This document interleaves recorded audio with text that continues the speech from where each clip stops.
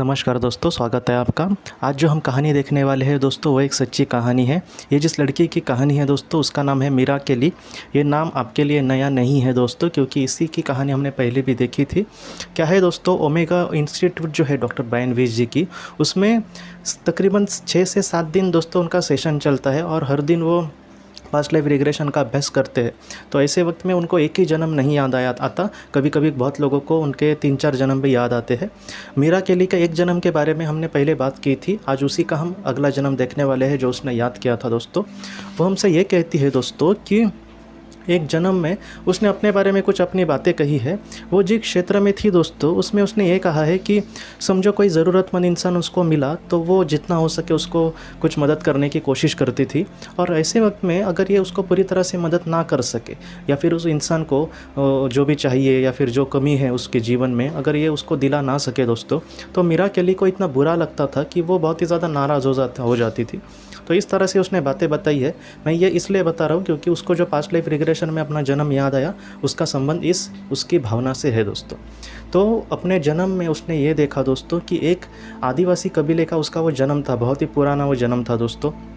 तो उस जन्म में उसने ये देखा कि वो जो कबीला था, ये एक पुरुष थी तब उस जन्म में, और वो जो कबीला था दोस्तों, उसका जो सरदार होता है कबीले का, वैसा ही एक सरदार थी ये उस कबीले की।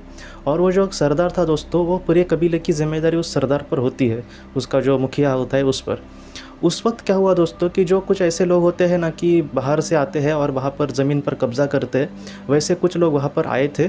और इनका जो सरदार था, इन लोगों ने बहुत ज़्यादा कोशिश की कि उनको अपने ज़मीन से हटा दे और उनसे कहे कि ये हमारी भूमि है, आप यहाँ पर ना आए। लेकिन वो जो लोग हैं दोस्तों, दादागिरी या फिर मारकाट से वगैरह, उन पर कोई भी असर नहीं होता था।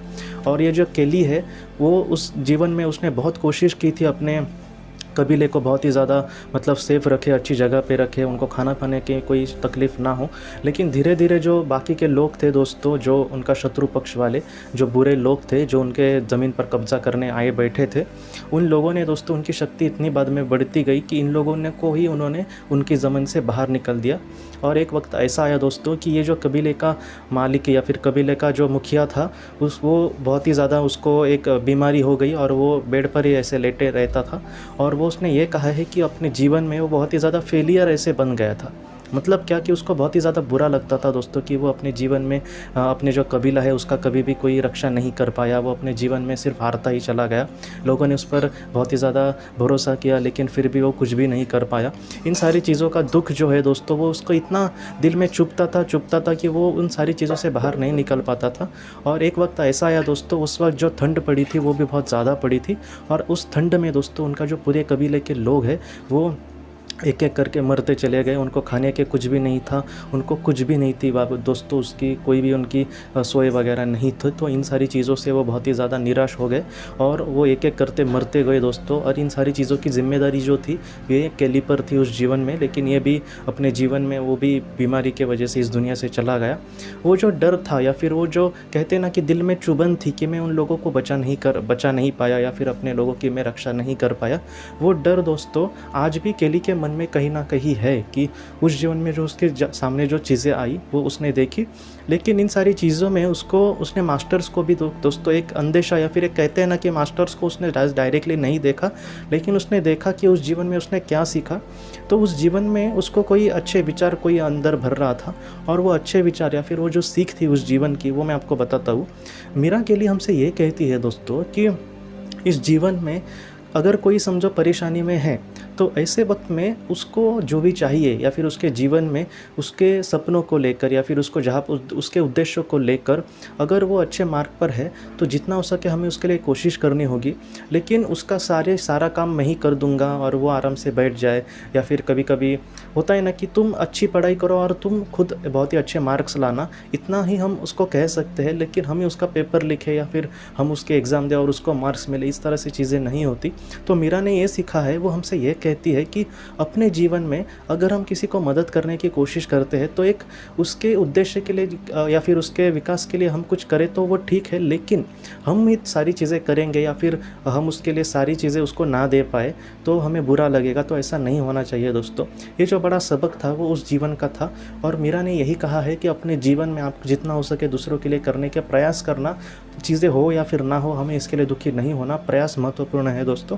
तो ये आज की जो कहानी है, मीरा को इतने ही याद है वो कि वो कबीले का इंसान बाद में इस दुनिया से चला गया, लेकिन इसको जो सीख थी दोस्तों वो इतनी बड़ी मुझे लगती है कि जीवन में आपने भी ऐसे बहुत लोगों को या फिर आपके साथ भी ऐसी चीज़ें घटी होंगी कि कोई ऐसी लोग आपके जीवन में आए होंगे कि जिनके लिए आपने बहुत कुछ करना चाहा, लेकिन आप पूरी तरह से कहते ना कि हम कम पड़ जाते हैं ऐसी चीज़ों में, तो हमें उसके बारे में नहीं सोचना।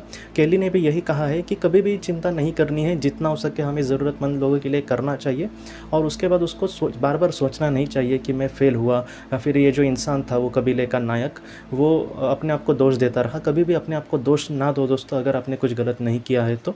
हम जीते हैं दोस्तों, तो हमारा जो विकास है, आत्मा ने जो चीज़ें चयन की है, परोपकार ठीक है, लेकिन उसकी मर्यादा भी कहीं ना कहीं होती है। मैं ही सब कुछ दूसरों के लिए करूँगा। कुछ लोग ऐसे भी होते हैं कि उनको कुछ दिल में कुछ करना होता है दूसरों के लिए, लेकिन फिर भी अगर वो ठीक से ना कर पाए या फिर उनके मन के जैसे ये सारी चीज़ें अगर ना हुए तो वो नाराज़ हो जाते हैं। ऐसा नहीं दोस्तों, जितना हो सके हमें प्रयत्न करना चाहिए, और जितना हो सके उसके लिए ज़्यादा से ज़्यादा कर सकते हो उतना करिए। अगर नहीं हुआ हमारे मन के जैसा, कुछ भी बात नहीं है दोस्तों, आपने कोशिश की, यही सबसे बड़ी बात है दोस्तों। आज के इस भाग को लेकर अगर आपके कोई भी सवाल हो तो आप ज़रूर पूछें, जितना हो सके मैं उसका आपको जवाब देने की कोशिश करूँगा। हम अपनी अगली वीडियो में मिलते हैं। आप अपना अपने परिवार का ख्याल रखना। आपका बहुत बहुत शुक्रिया। ज़िंदगी की रोशनी ये संस्था ऐसे लोगों के लिए काम करती है जिन्होंने किसी अपने को खोया है, या फिर जो लोग अपनी ज़िंदगी में बहुत ही ज़्यादा दुखी है। जो लोग इस संस्था से जुड़ते हैं उनको तकरीबन 50 किताबें भेजी जाएगी उनके व्हाट्सएप पर या फिर ईमेल पर। ये किताबें आत्मलोक या फिर मौत के बाद हमारे साथ क्या होता है, इन सारी चीज़ों की आपको पूरी तरह से जानकारी देगी। और इसके साथ साथ आपको एक पास्ट लाइफ रिग्रेशन थेरेपी की ऑडियो भी भेजी जाएगी। इस ऑडियो की मदद से आप घर बैठे अपने पास्ट लाइफ रिग्रेशन करने की कोशिश कर सकते हो। बहुत लोग पास्ट लाइफ रिग्रेशन थेरेपिस्ट के पास किसी कारण के वश नहीं जा सकते, तो ऐसे लोगों के लिए मदद के लिए ये ऑडियो तैयार की गई है। तो आप ज़रूर इस संस्था से जुड़े। इस संस्था से जुड़ने के लिए सामने जो व्हाट्सएप का नंबर दिया है, आप कृपया उस पर संपर्क करें। आपका बहुत बहुत शुक्रिया।